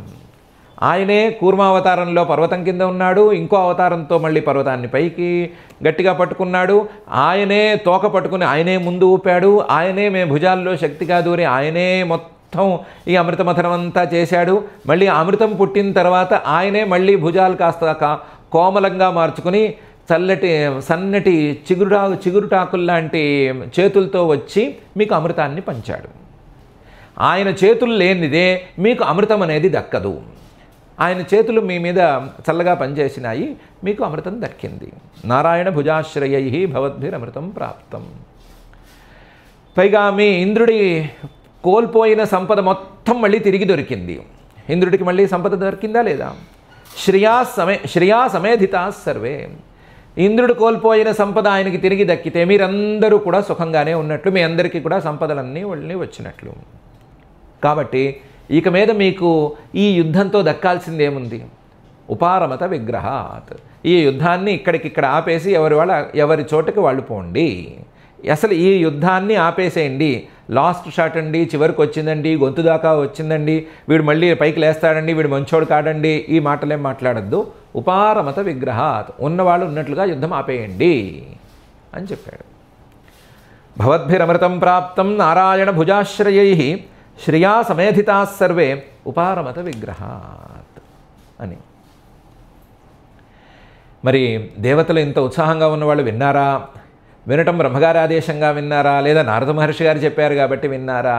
ఏంటి జరిగింది అంటే శ్రీశుక ఉవాచ, శ్రీశుకుల వారు చెప్తున్నారు, సంయమ్య మన్యు సంరంభం మానయంతో మునేర్వచ ఉపగీయమానానుచరై యయుస్సర్వే త్రివిష్టమం. దేవతలకి నారద మహర్షి అంటే చెప్పరాని గౌరవం. ఆయన బ్రహ్మగారి మాటగా చెప్పక్కర్లేదు. నారద మహర్షి వచ్చి మధ్యలో ఉండి ఈ పని చేయకండి అంటే దేవతలు ఎవ్వరూ ఏమీ చెయ్యరు. మానయంతో మునేర్వచ, ముని ఆ మననశీలుడైనటువంటి నారద మహర్షి గారు ఆయన వచ్చి ఇంత మాట చెప్పేసరికి నారద మహర్షి గారు చెప్తున్నారయ్యా మనం పైకి వెళ్ళకూడదు అని ఎవరికి వాళ్ళు అక్కడికక్కడ యుద్ధం ఆపేశారు. అందరూ మంచి కోపంలో ఉన్నారు. ఎందుకంటే 2 సార్లు ఓడించారు రాక్షసులు. అమృతమథనానికి ముందు ఒకసారి, అమృతమథనం తరువాత మాయాబలంతో మరొకసారి 2 సార్లు ఓడించారు. ఓడించినా సరే ఆ ఓడించిన కోపం వస్తూ ఉన్నా సరే మన్యు సంరంభం సంయమ్య, ఆ కోపాన్ని మొత్తాన్ని చల్లార్చేసుకుని అక్కడికక్కడ చల్లార్చేసుకుని మునేర్వచ మానయంత. నారద మహర్షి గారు మనకి చాలా ఆప్తుడు, ఆయన చెప్పిన మాట వినాలి, బ్రహ్మగారి వాక్యం అనే మాట కూడా మనకు అక్కర్లేదు, ఈయన నోటి నుంచి వస్తే చాలు అని ఆయన వాక్యాన్ని గౌరవించి అక్కడికి యుద్ధం ఆపేసి మనం స్వర్గానికి వెళ్ళిపోదాము, మళ్ళీ అక్కడ మనం సెటిల్ అయిపోదాము అని స్వర్గానికి వెంటనే బయలుదేరి వెళ్ళిపోయారు. ఉపగీయమానానుచరై, గెలిచే వాళ్ళని వెనక్కి మరల్చటం అని రీట్రీట్ అనటం అనేది సామాన్యమైన విషయం కాదు. అది చేయటం అనేది దాదాపు యుద్ధంలో అసంభవం. అలాంటిది నారద మహర్షి గారు చేశారు. దేవతలు చాలా సంతోషంగా వెనక్కి వెళ్ళిపోయారు, కోపంగా కూడా వెళ్ళలేదు. ఉపగీయమానానుచరై, దేవతల అనుచరులు దేవతలను స్తుతి చేస్తూ ఉంటే యుద్ధంలో మీరు ఇలా గెలిచారండి, మీరు అమృతపానం చేశారండి, అదండి ఇదండి అని స్తుతి చేస్తూ ఉంటే దానికే సంతోషిస్తూ అనుచరై తమ అనుచరులతో సహా త్రివిష్టపం యయుః, స్వర్గానికి వెళ్ళిపోయారు. సంయమ్య మన్యు సంరంభం ఆనయంతో మునేర్వచ ఉపగీయమానానుచరై యయుస్సర్వే త్రివిష్టపం. ఓకే, తర్వాత దేవతలందరూ వెళ్ళిపోయిన తర్వాత ఏం జరిగింది అంటే, దేవతలందరూ వెళ్ళిపోయేంత వరకు ఆ యుద్ధంలో చివరి దేవతా సైనికుడు బయలుదేరేంత వరకు నారద మహర్షి గారు అక్కడే కాపలా కాశారు, అక్కడే ఉన్నారు. ఉండి పై వ్యవహారాలు చూశారు. ఇంకా పై వ్యవహారాలు ఏమున్నాయి అంటే, ఏ అవశిష్టారణే తస్మిన్ నారదానుమతేనతే బలిం విపన్నమాదాయ అస్తం గిరిముపాగమన్. దేవతలతో దెబ్బలు తిన్న రాక్షసులు కాక కాస్త చేతులు కాళ్ళు సవ్యంగా ఉండేటువంటి రాక్షసులు, మిగిలిన రాక్షసులు ఉన్నారు కదా, ఏ అవశిష్టాహారణే తస్మిన్, ఆ యుద్ధంలో మిగిలిన ఆ రాక్షసులు నారద అనుమతేన తే, నారదుడు అక్కడే ఉన్నాడు కదా, ఆయనే బాధ్యతగా అక్కడే ఉన్నాడు కదా, నారదుడు ఇదిగో బలి చక్రవర్తి గారు మీ నాయకుడు ఆయన కింద పడిపోయి ఉన్నాడు, మీరందరూ యుద్ధాలు చేస్తున్నారు, ఆయనకి ఏమైనా వైద్యం చేయాలా, ఆయన నిజంగా ఉన్నాడా లేదా, స్పృహ తప్పాడా లేదా, మొత్తం అయిపోయాడా లేదా చూసుకోకుండా ఏం చేస్తారు అని ఒకసారి గద్దిచ్చి ముందు అసలు అతన్ని తీసుకెళ్ళండి ఇక్కడి నుంచి అని అనుమతిస్తే, ఆ నారదానుమతేన, నారదుడి యొక్క అనుమతితో బలిం విపన్నమాదాయ, కింద పడిపోయి ఉండేటువంటి బలి చక్రవర్తిని తీసుకుని అస్తంగిరిముపాగమన్, అస్తాచలానికి అంటే పశ్చిమ దిక్కున ఉండేటువంటి పర్వతానికి వెళ్ళిపోయారు. ఏ అవశిష్టారణే తస్మిన్ నారదానుమతేనతే బలిం విపన్నమాదాయ అస్తంగిరిముపాగమన్. సరే, బలి చక్రవర్తి గారికి ఏమైంది అనే సంగతి ఒక శ్లోకం దాటి పై శ్లోకంలో చూసుకుందాము. ఇప్పటికి ఒకసారి ఆపి ఏం జరిగింది అని పరిశీలించుకుంటే, దేవతలకి సంపద దుర్వాస మహర్షి గారితో పోయింది. దుర్వాస మహర్షి గారి శాపం కొద్దీ ఇంద్రుడి యొక్క సంపద మొత్తం ఏదో సముద్రంలో కలిసిపోయింది. కలిసిపోయేసరికి అమృతమథనం చేయమని శ్రీమన్మహావిష్ణువు సలహా ఇచ్చాడు. ఆయనే దగ్గరుండి అమృతమథనం చేయించాడు. అమృతమథనం చేయించేటువంటి ఈ మహానుభావుడు అమృతమథనాన్ని తన శక్తితో చేయించకుండా రాక్షసులను కూడా పిలిపించండి, రాక్షసులతో సహా అమృతమథనం చేయండి అని చెప్పాడు. ఇంద్రుడు వెళ్ళాడు. పాపం అమాయకులైన రాక్షసులు అమృతమథనానికి వచ్చారు. వచ్చిన తర్వాత అమృతం పుట్టిన తర్వాత ఈ మహానుభావుడే ఆడవేషం వేసుకొచ్చి ఆ జొల్లు బ్యాచ్ని మొత్తాన్ని మోసం చేశాడు. లిటరల్గా మాట్లాడుకుంటే ఇంతే, వాళ్ళు మోసపోయారు. వాళ్ళు జొల్లు బ్యాచ్ తర్వాతి మాట, మొత్తం మీద మోసపోయారు. వాళ్ళు కష్టం చేశారు, కాయ కష్టం చేశారు, శ్రమ పడ్డారు, అవమానాలను కూడా ఒప్పుకున్నారు. వాళ్ళదే పై చేయి అయి ఉన్నప్పుడు ఎదుటి వాళ్ళు చేసిన ప్రపోజల్ని ఒప్పుకోవటం అనేది ఒక చిన్న అవమానం. ఆ అవమానాన్ని ఒప్పుకున్నారు, కాయ కష్టం చేశారు. చేసిన తర్వాత మోసపోయారు. మోసపోయిన తర్వాత మళ్ళీ యుద్ధం చేశారు.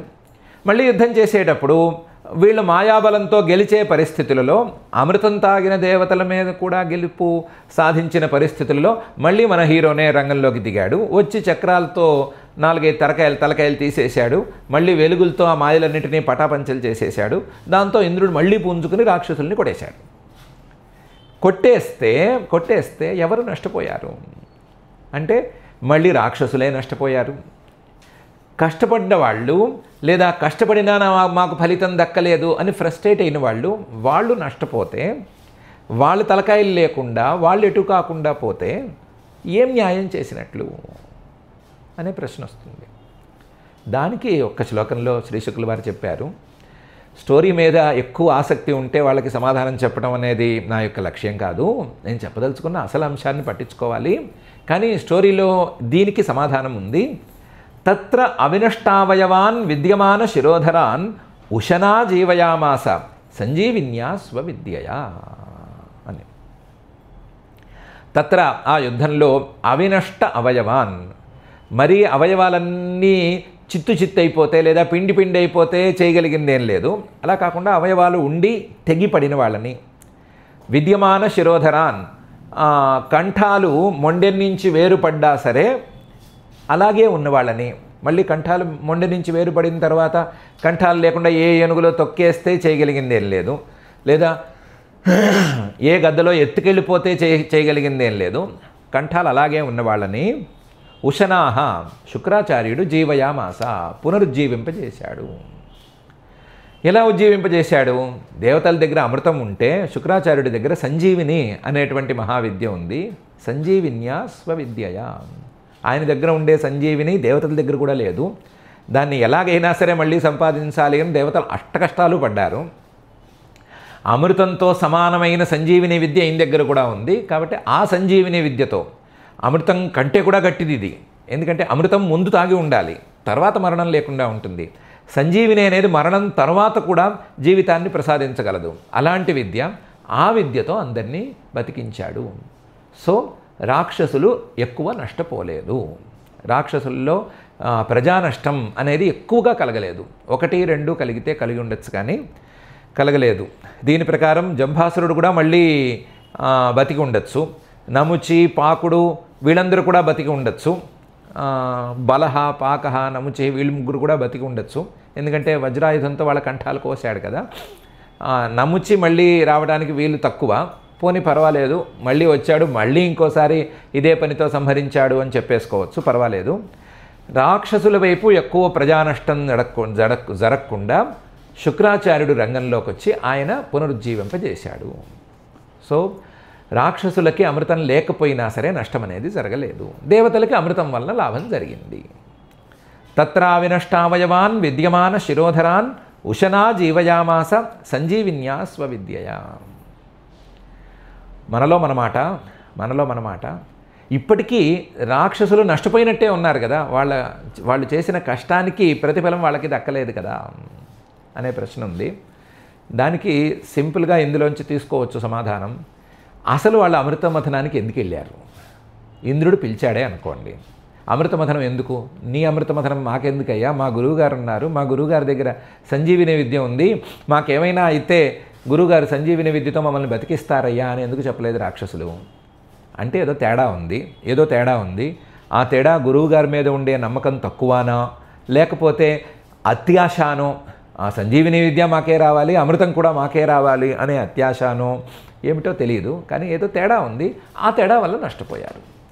వాళ్లే గనక మాకు ఈ అమృతం అక్కర్లేదు, మా గురువుగారు మాకున్నారు, అవసరమైతే మా గురువుగారు అమృతాన్ని కూడా నిర్మించి ఇవ్వగలరు, అవసరమైతే మా గురువుగారు మాకు సంజీవిని విద్యతో ప్రాణాలు పోయగలరు, మీ అమృతం మాకు అక్కర్లేదు, మీతో పనిచేసే మాట మాకు అక్కర్లేదు, దమ్ముంటే యుద్ధానికి రండి, దమ్ము లేకపోతే ఎక్కడైనా దాక్కోండి అని ధైర్యంగా అని ఉంటే ఇంత పరిస్థితి వచ్చేది కాదు.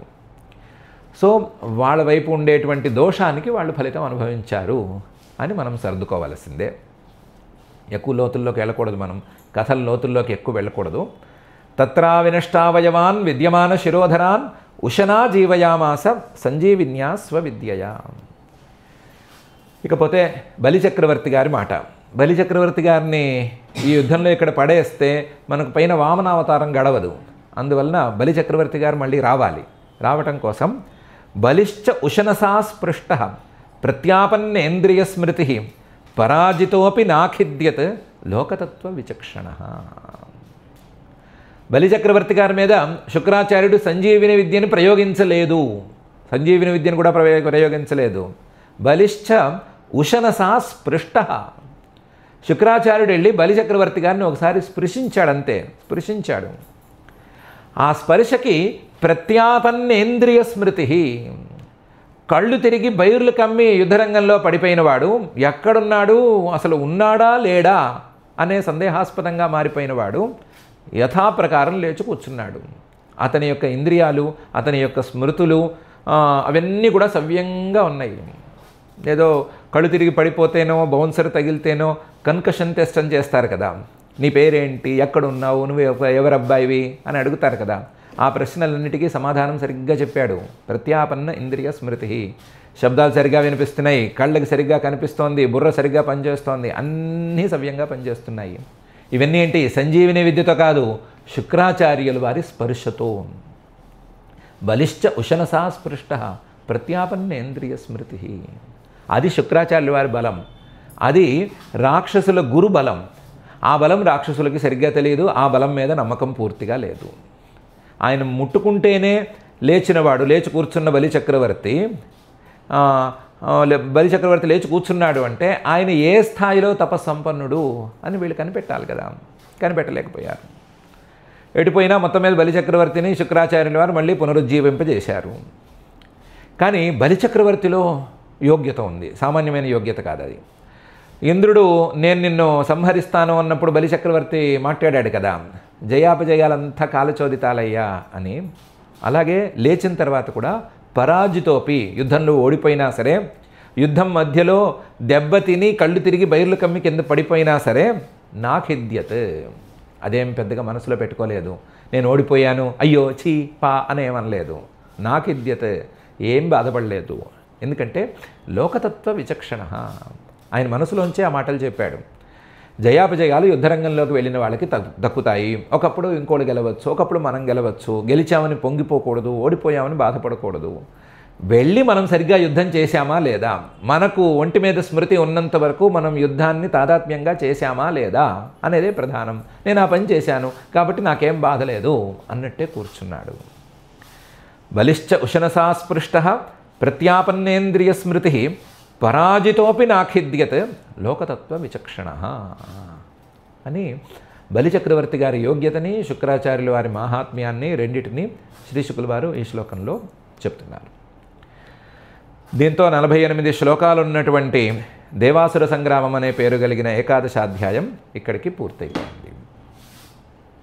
ఈ అధ్యాయంలో సంగ్రామం మళ్ళీ పునఃప్రారంభం అవ్వటం, అందులో బలిచక్రవర్తి మీదకి ఇంద్రుడు వెళ్ళటం, బలిచక్రవర్తిని ఏదో అనబోవటం, బలిచక్రవర్తి అంతకుమించి గట్టిగా సమాధానం చెప్పటం, బలిచక్రవర్తికి ఇంద్రుడికి యుద్ధం, ఆ యుద్ధంలో బలిచక్రవర్తి కింద పడిపోవటం, తర్వాత వచ్చిన రాక్షసులు జంభాసురుడు, ఆ జంభాసురుడి తలకాయని ఇంద్రుడు తీసేయటం, తర్వాత వచ్చిన రాక్షసులు నముచి, బలుడు, పాకుడు అనే 3 రాక్షసులు, ఆ 3 రాక్షసులు ఏదో చేయబోతే బలపాకుల తలకాయలు ఇంద్రుడు తీసేయటం, నముచి తలకాయలను తీసేయలేకపోవటం, దాంతో దానికి వజ్రాయుధానికి నురగా అద్ది మొత్తం మీద తలకాయ తీయటం, ఇది అయిన తర్వాత యుద్ధం బాగా వేగంగా సాగుతున్నప్పుడు నారద మహర్షి గారి ఆజ్ఞతో యుద్ధాన్ని దేవతలు ఆపేసి స్వర్గానికి వెళ్ళిపోవటం, శుక్రాచార్యుడు మొత్తం రాక్షసుల్ని, అక్కడ అవకాశం ఉన్న రాక్షసులను అందరినీ సంజీవిని విద్యతో తిరిగి బతికించటము, అలాగే బలిచక్రవర్తిని కూడా పూర్వ వైభవానికి తీసుకురావటము అనేటువంటి అంశాలు ఉన్నాయి.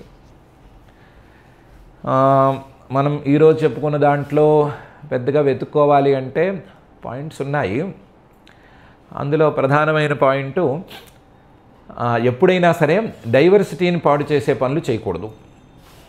మనకి అపకారం ఎంత ఉందో అంతవరకు చూసుకోవాలే తప్ప అపకారాన్ని దాటి ఆ జాతిని సమూలంగా నాశనం చేయటం అనే పనికి మనం పూనుకోకూడదు. అవి పులులు అవ్వచ్చు, సింహాలు అవ్వచ్చు, విషపు పురుగులు అవ్వచ్చు, ఏమైనా అవ్వచ్చు. అన్నిటికీ ఈ సృష్టిలో ఏదో ఒక పని ఉంది, ఏదో ఒక ప్రయోజనం ఉంది. చివరికి విషవృక్షాలకు కూడా ప్రయోజనం ఉంది. కాబట్టి వాటి జోలికి మనం వెళ్ళనక్కర్లేదు. మనకి అపాయం అయితే మాత్రం వాటిని ఆపుకోవడానికి, అవసరమైతే ఆ అపాయాన్ని తెస్తున్న ఆ వ్యక్తిని అడ్డు తొలగించుకోవటానికి మనకి అవకాశం ఉంది, లేదా అనుజ్ఞ అనేది మాత్రం ఉంది. దాన్ని మించి సృష్టినే అతలాకుతలం చేసేటువంటి పనులు మనం ఎప్పుడూ చేయకూడదు అనేటువంటిది ఒక ప్రధానమైన అంశం. రెండవ అంశం, ఎప్పుడైనా సరే మనం అమృతం కావాలనో ఇంకోటి కావాలనో వెంపర్లాడితే దానివల్ల మనకు వచ్చేటువంటి ఫలితం చాలా తక్కువగా ఉండొచ్చు. ఆ అమృతం కంటే విలువైంది మన దగ్గర ఆల్రెడీ ఉండొచ్చు. ఉన్నదాన్ని లెక్క చేయకుండా కొత్తదానికి ఆశపడితే మిగిలేది చివరికి శ్రమే అవ్వచ్చు. ఉదాహరణకి రాక్షసులు, వాళ్ళ దగ్గర శుక్రాచార్యుల వారి రూపంలో సంజీవిని విద్య ఉంది. ఆ విద్యతో వాళ్ళు హాయిగా అమృతం లాంటి పరిస్థితుల్ని అనుభవించగలరు. అలాంటి పరిస్థితుల్లో కూడా అమృతం కూడా మాకే దక్కాలి అని అత్యాశ కొద్దీ వాళ్ళు వెళ్ళారు, శ్రమపడ్డారు. అందులోనూ అమృతం మాకే దక్కాలి అని అమృత కలశాన్ని లాక్కునేదో పరారయ్యారు. చివరికి వాళ్ళకే ఉండేటువంటి ఒక వీక్నెస్ వల్ల అమృతాన్ని చేజార్చుకుని చివరికి యుద్ధంలో కూడా ఓడిపోయి, దేన్ని లెక్క చేయకుండా వాళ్ళు ఈ వ్యవహారంలోకి వచ్చారో దానివల్లనే మళ్ళీ పునరుజ్జీవింపజేయబడ్డారు. సో మన దగ్గర ఉండేటువంటి దానికంటే మనం ఏదో కష్టపడి సాధించే భౌతికమైనటువంటి సంపద గొప్పది అని అనుకోవటానికి ఎప్పుడూ లేదు. మన సంతృప్తి కంటే, మనకున్న పరిస్థితుల కంటే గొప్పది అవ్వటానికి అవకాశాలు చాలా చాలా చాలా తక్కువ.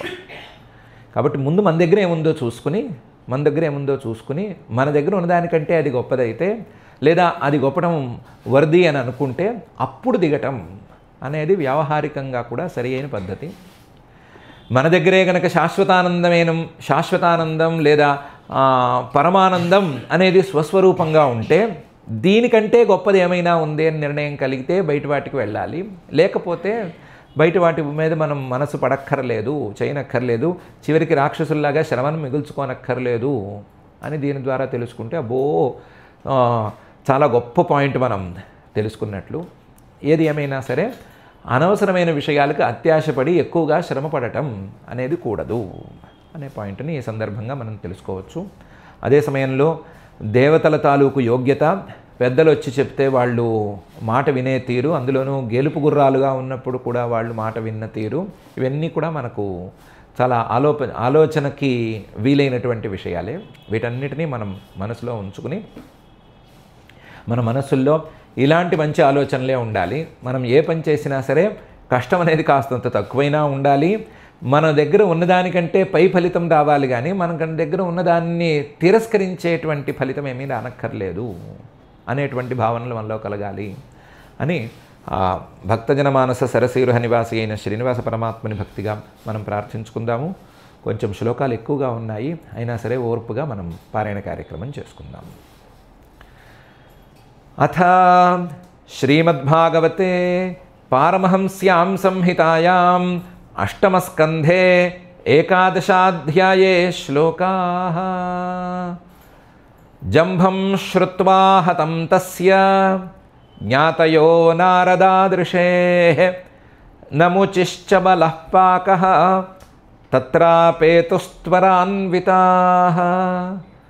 వచోభిః పరుషైరింద్రం అర్దయంతోస్య మర్మసు శరైరవాకిరన్మేఘాః धाराभिरिव पर्वतं हरीन् दशशतान्याजौ हर्यश्वस्य बलशरैः तावद्भिरर्दयामास युगपत् लघुहस्तवान् शताभ्यां मातलिम्पाकः रथं सावयवं पृथक् सकृत् सन्धानमोक्षेण तदद्भुतमभूद्रणे नमुचिः पञ्चदशभिः स्वर्णपुङ्खैर्महेषुभिः आहत्य व्यनदत्सङ्ख्ये सतोय इवतो यदः सर्वतः शरकूटेन शक्रं सरथसारथिं छादयामासुरसुराः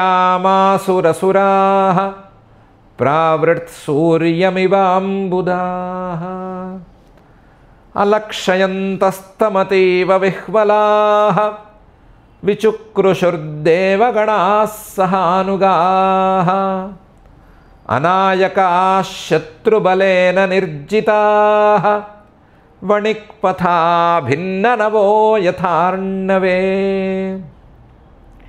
ततस्तुराषाढिषु बद्धपञ्जरात् विनिर्गतः साश्वरथध्वजाग्रणीः बभौ दिशः खं पृथिवीं च रोचयन् स्वतेजसा सूर्य इव क्षपात्यये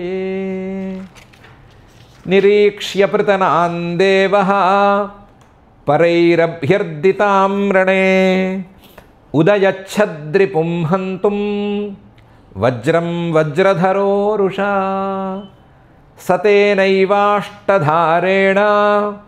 शिरसि बलपाकयोः ज्ञातीनां पश्यतां राजन् जहारजनयन् भयं नमुचिस्तद्वधं दृष्ट्वा शोकामर्षरुषान्वितः जिघांसुरिन्द्रं नृपते चकार परमोद्यमम् अश्मसारमयं शूलं घण्टावद्धेमभूषणं प्रगृह्याभ्यद्रवत्क्रुद्धः हतोऽसीति वितर्जयन् प्राहिणोद्देवराजाय निनदन्मृगराडिव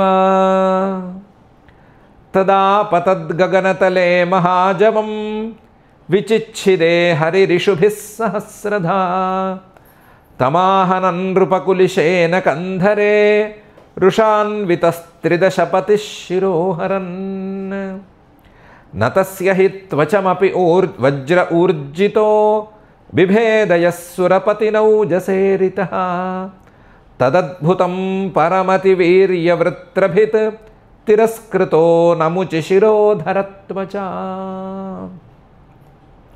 तस्मादिन्द्रो बिभेच्छत्रोः वज्रः प्रतिहतो यतः किमिदं दैवयोगेन भूतं लोकविमोहनं येन मे पूर्वमद्रीणां पक्षच्छेदः प्रजात्यये कृतो निविशतां भारैः पतत्रैः पततां भुवि तपःसारमयं त्वाष्ट्रं वृत्रो येन विपाटितः अन्ये चापि बलोपेताः सर्वास्त्रैरक्षतत्वचः सोऽयं प्रतिहतो वज्रो मया मुक्तोऽसुरेऽल्पके नाहं तदा ददे दण्डं ब्रह्मतेजोऽप्यकारणम् इति शक्रं विषीदन्तम् आहवागशरीरिणी नायं शुष्कैरथो नार्द्रैः वधमर्हति दानवः मयास्मै यद्वरो दत्तः मृत्युर्नैवार्द्रशुष्कयोः अतोऽन्यश्चिन्तनीयस्ते उपायो मघवन्नृपोः तां दैवीं गिरमाकर्ण्य मघवान् सुसमाहितः ధ్యాయన్ ఫేనమథా పశ్యత్ ఉపాయముభయాత్మకం న శుష్కేణ న చార్ద్రేణ జహారనముచే శిరః తంతుష్టువుర్మునిగణాః మాల్యైశ్చావాకిరన్ విభుం గంధర్వముఖ్యౌ జగతుః విశ్వావసుపరావసు దేవదుందుభయో నేదుః నర్తక్యో న నృతుర్ముదా అన్యేప్యేవం ప్రతిద్వంద్వాన్ వాయువగ్నివరుణాదయః సూదయామాసురస్త్రౌఘైః మృగాన్ కేసరిణో యథా బ్రహ్మణా ప్రేషితో దేవాన్ దేవర్షిర్నారదో నృపా వారయామాస విబుధాన్ దృష్ట్వా దానవ సంక్షయం నారద ఉవాచ భవద్భిరమృతం ప్రాప్తం నారాయణ భుజాశ్రయైః శ్రియా సమేధితాః సర్వే ఉపారమత విగ్రహాత్. శ్రీశుక ఉవాచ సంయమ్యమన్యు సంరంభం మానయంతో మునేర్వచః ఉపగీయమానానుచరైః యయుః సర్వే త్రివిష్టపం. ఏ వశిష్టారణే తస్మిన్ నారదానుమతేన తే బలిం విపన్నమాదాయ అస్తంగిరిముపాగమన్ తత్రా వినష్టావయవాన్ విద్యమానశిరోధరాన్ ఉశనా జీవయామాస సంజీవిన్యాస్వవిద్యయా బలిశ్చోషనసా స్పృష్టః ప్రత్యాపన్నేంద్రియస్మృతిః పరాజితోపి నాఖిద్యత్ లోకతత్వవిచక్షణః. ఇతి శ్రీమద్భాగవతే పారమహంస్యాం సంహితాయాం అష్టమస్కంధే దేవాసురసంగ్రామే ఏకాదశోऽధ్యాయः. అథ క్షమా ప్రార్థనా యదక్షరపదభ్రష్టం మాత్రాహీనం తు యద్భవేత్ తత్సర్వం క్షమ్యతాం దేవ నారాయణ నమోऽస్తు తే. అథ భగవత్సమర్పణం కాయేన వాచా మనసేంద్రియైర్వా బుద్ధ్యాత్మనా వా ప్రకృతే స్వభావాత్ కరోమి యద్యత్ సకలం పరస్మై నారాయణాయేతి సమర్పయామి. అథ లోకక్షేమ ప్రార్థనా సర్వే భవంతు సుఖినః సర్వే సంతు నిరామయాః సర్వే భద్రాణి పశ్యంతు మా కశ్చిద్ దుఃఖభాగ్ భవేత్.